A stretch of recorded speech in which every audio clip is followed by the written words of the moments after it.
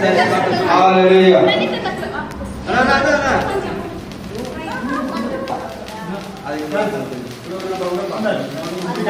కృపగల దేవానికి స్తోత్రం ప్రభువా. మంచి యేసయ్యా మహోన్నతుడానికి స్తోత్రం.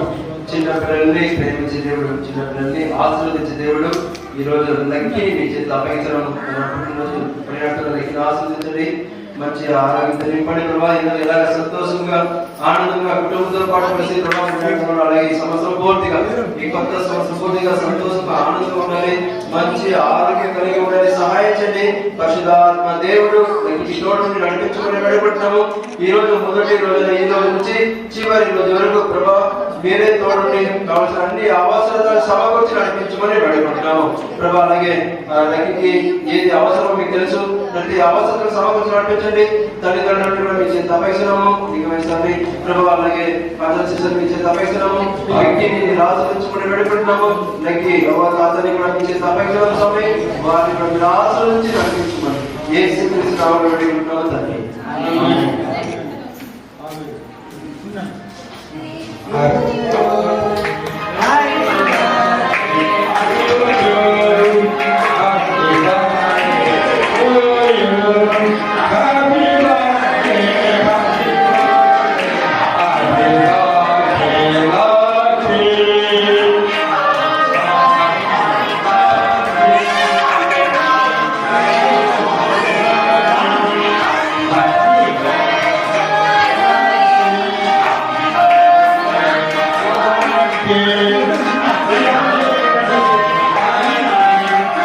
అక్కడ నిలబడి ఉంటారు, వారికి తెలియదు ఏసంగా వచ్చిందని చెప్పి.